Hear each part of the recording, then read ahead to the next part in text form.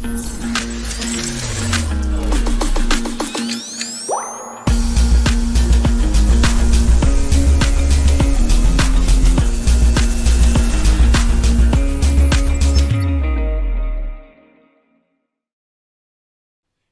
news most affecting Chilliwack this week. A Chilliwack Senior suffering from dementia is missing and has been since Saturday morning, sparking a citywide search. SOGI 123. Neufeld and Hansman duke it out in court. A Chilliwack man has been charged with sexual assault of a child and child pornography, and Cougar sightings in Promontory and Seabird Island. Thanks for watching. We are committed to providing local news and news that impacts our local audience in Chilliwack, including beautiful areas such as Rosedale, Promontory, Garrison Crossing, Fairfield Island, Little Mountain, Chilliwack Mountain, Cultus Lake, and of course, Yarrow. In addition to the most important news of the week, sports and weather, we have as our special guest this week, Member of Parliament for Chilliwack, Mark Strahl, Scott Wallace of A.D. Rundle Middle School, and Bryan Ewart of Chilliwack Golf Club. All right, Chilliwack, let's get started. But before we do, it's my great pleasure to welcome Trevor O'Rourke to the show. And now our top news story. A story that has captivated the Fraser Valley, let alone British Columbia, is Grace Baranek, a Chilliwack senior, 86 years old, suffering from dementia and needs her medications. Last Saturday morning around 10:30, she somehow slipped away from her caregiver, and the search has been on ever since.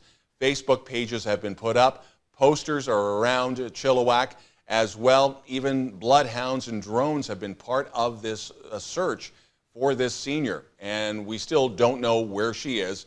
We are all hoping that there will be a positive outcome to this story. chillTV is following this, and we will give you the latest updates when they become available. The war of words between Chilliwack School Trustee Barry Neufeld and the former president of the BC Teacher Federation, Glenn Hansman, went to Supreme Court in Vancouver last week. So far, nothing has been settled, and the case has been adjourned until August 6th after a two-day hearing. In a nutshell, Neufeld is upset with Hansman's comments when Trustee Neufeld criticized SOGI 123. SOGI 123 is the all-inclusive school policy that is supposed to protect the rights of LGBTQ students. In October of 2017, Neufeld posted to Facebook stating he could no longer sit on his hands at Chilliwack School Board meetings and watch schools teach the latest fad that has turned into a weapon of propaganda for gender theories. Hansman shot back saying Neufeld's comments were bigoted and he had breached his duty as a school trustee and thus should resign or be removed. Hansman's defense is citing the new anti-SLAPP law as part of his case, where he is allowed to express his opinion with another elected official without fear of legal action.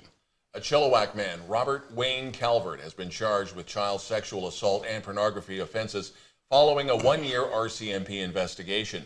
The allegations of abuse span 3 years and stretch from the Fraser Valley to Vancouver and to Vancouver Island.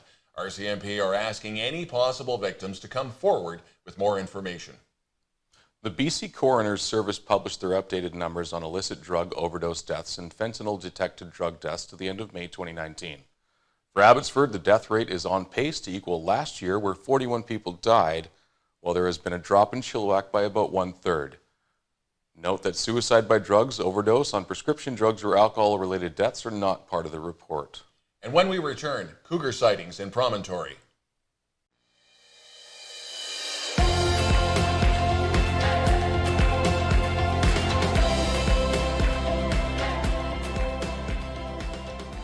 Here at Hofstede's, we only use the highest quality meats and cheeses for our platters. Our fruit and vegetable trays use the same high quality produce that you would expect from Hofstede's. We're able to customize our trays to your specific needs. Our trays are competitively priced and our quality standards are above and beyond. We make it super easy to move your holiday platters from your to-do list to your done list.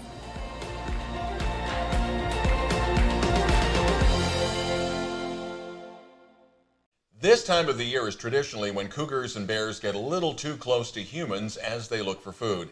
Over the past 10 days, cougar warnings have gone up in Promontory, Seabird Island, and Cascade Falls near Mission. Bear sightings near Island 22 are routine.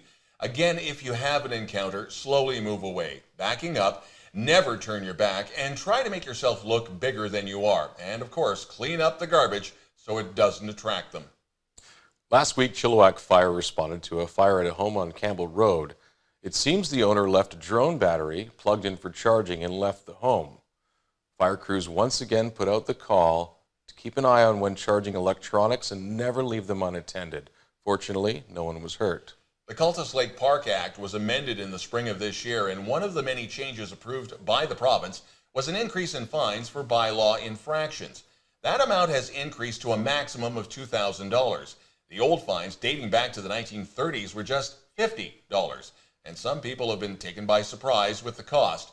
You can always appeal by using the website fvbylaw.ca. The new Molson Coors Chilliwack Brewery is still scheduled to open in mid-September. Now through July 31st, Molson Coors has put out a request for proposals, calling on all Stolo Nation artists to submit a proposal for special art piece featuring the heritage and culture of the Stolo Nation at the brewery. The piece cannot be bigger than 2 meters by 2 meters or 6 by 6 feet. The entire project cannot be more than $5,000 to create. The unveiling for the piece will be September 17th. You may remember that video from 2017 showing animal abuse at a Chilliwack chicken farm. Elite Farm Services, the company's owner, Dwayne Dewick, and Sofina Foods face 38 counts of abuse of birds under the Animal Regulations Act.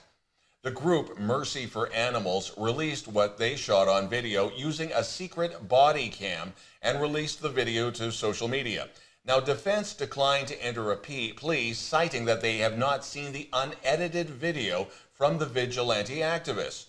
The case has been put over for a week, with the judge noting that if the raw footage is not of good quality, this could become a technical case. And now Scott Wallace with the chillTV Sports Report. The University of the Fraser Valley announced the hiring of Janelle Rosima as the new head coach of the Cascade women's volleyball program. Rosima joins UFV after serving 7 years as assistant coach at the University of Alberta, where she helped guide the Pandas to a U Sports National Championship bronze medal in 2019, following a national silver medal in 2018. In all, Rosima has earned 6 national championships since 2012. The Chilliwack Chiefs announced that they have solidified their goaltending tandem ahead of the 2019-20 BCHL season. The Chiefs have acquired goaltender Colby Thornton from the Neepawa Natives of the Manitoba Junior Hockey League in exchange for future considerations. Originally from Winnipeg, Thornton is a player the Chiefs have been watching for quite some time. His older brother Hudson, a defenseman, has also committed to the Chiefs. John Likotich won the IGA Vancouver Golf Tour Chilliwack Men's Open at the Chilliwack Golf Club with a 10-under 134 total and won $3,000. Chilliwack's Brad Clapp and Seymour's Bryn Perry were tied for second in the pro category. Zachary Olson won the amateur category. Still with the Chilliwack Golf Club, they play host to the Abbotsford Police ALS Charity Golf Tournament on Monday, July 22nd. And now when we return, Don Lehn in a short interview with Bryan Ewart of the Chilliwack Golf Club to discuss the weekend's tournament in a little more detail.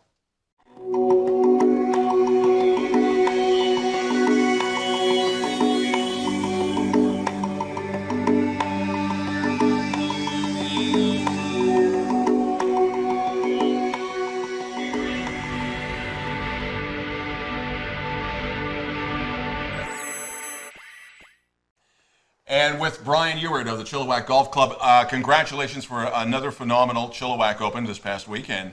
How many golfers did we have, pro and am? So we had 200 golfers competing, 160 amateurs and 40 golf professionals. And prize money, don't expect PGA, but this is pretty decent prize money. Yeah, the pros are playing for $11,000 purse, so that's $2,500 to the winner, and the amateurs are competing for about $10,000 in prizing, so it's pretty up there. And this was a pretty big deal for those that don't understand or don't know much about golf, because we had Brad Clapp, we had a few others, and our pro winner was? John McCloddick from Kelowna, BC. Yeah, it was our first-time winner of the Chilliwack Open. And this is part of the Vancouver Tour? Well, it is, yeah, and these guys compete for order of merit points. We also had amateur winner, which is Zach Olson, too, which is pretty cool, local Chilliwack kid. Do we have a ballpark figure of how many people showed up over the 2 days? We usually, spectator-wise, we get anywhere from 200 to 500 spectators, so it's not huge numbers, but we have some grandstands set up there and a beer garden. It's always a big draw for sure. One thing that you forget about is that you have to have sponsors, and this has been well sponsored. A lot of people getting interested, and there's still room to grow. That's the upside. There is. In fact, I had golfers and competitors, people come and approach me this past weekend wanting to get on board and support the tournament, see it grow even bigger, which is really exciting for us. So. Yeah. And those who are used to watching the PGA, it's not a 4-day event, it's only 2 days. So yeah, the pressure's on. 2 days, 36 holes. So yeah, they got to score early and get it done. Okay. The other thing too is the status of not just professional golf, but amateur golf in British Columbia.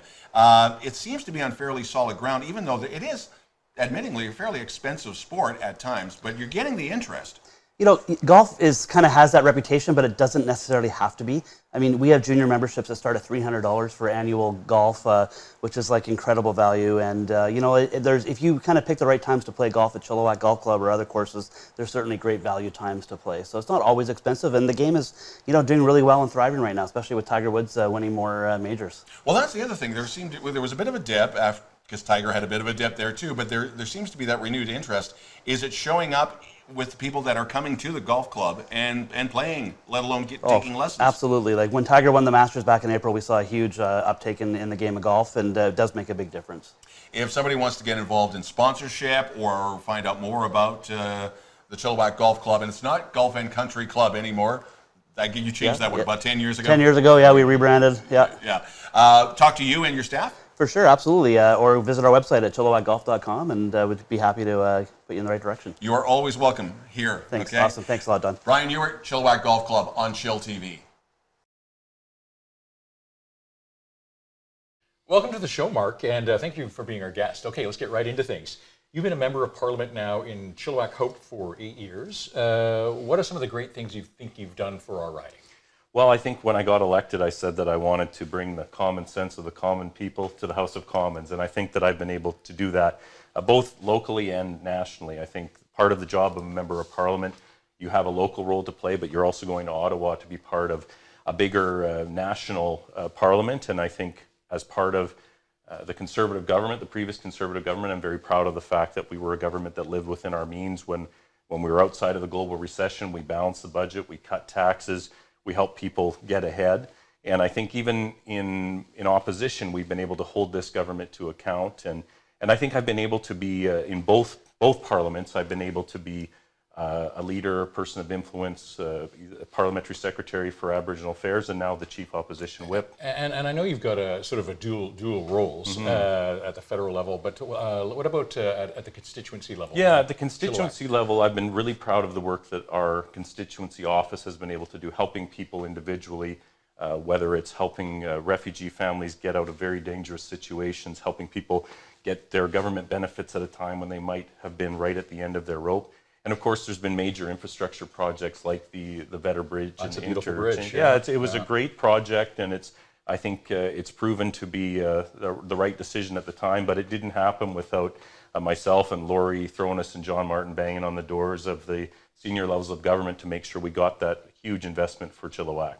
I don't know if I'm the only person out there that thinks this, but when I saw that beautiful bridge going up, I thought it would have been better if we had two lanes on either side. Yeah, I think the difficulty, of course, is the Vetter Mountain Road.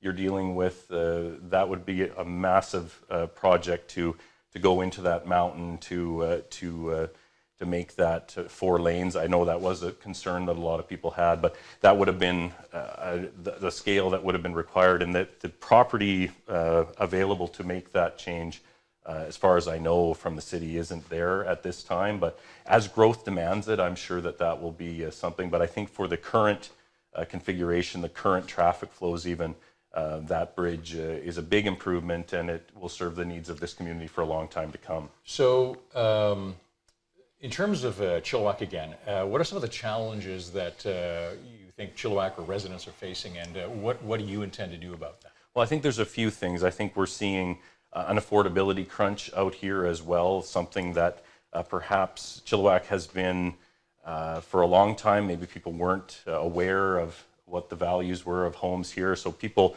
moving from the west here have driven up our home prices, which have put some Chilliwack 2016 or so, everything kind of went put people out of the market here, and it's driven up rents. It's made things less affordable for people. I think commuters, we're having more and more people that are commuting from Chilliwack. So Highway 1 as the main artery in and out of town We continue to see, I saw they were doing construction there near Prest Road the other day, and it's backed up all the way to Lickman Road. You know, I think we do need to expand that. Are the Liberals on the right path here with the stress test? Because that seems to have worked.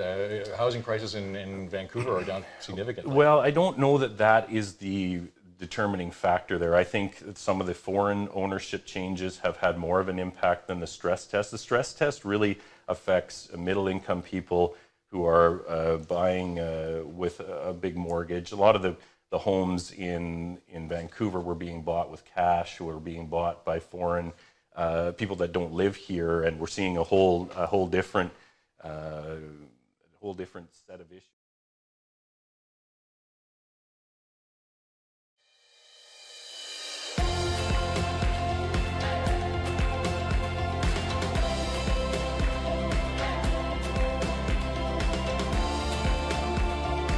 Nasi goreng is an Indonesian fried rice dish. It's an original recipe that has been handed down from Doutzen that we at Hofstede's have been using for 20 years. It is mildly spicy with hints of curry.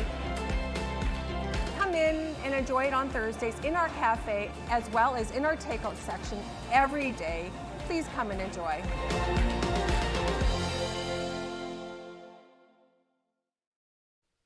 chillTV weather. While we are waiting for the massive summer heat to arrive, that's what we're used to, we're actually having a standard July summer, a mix of sun and cloud, and the highs in the low 20s.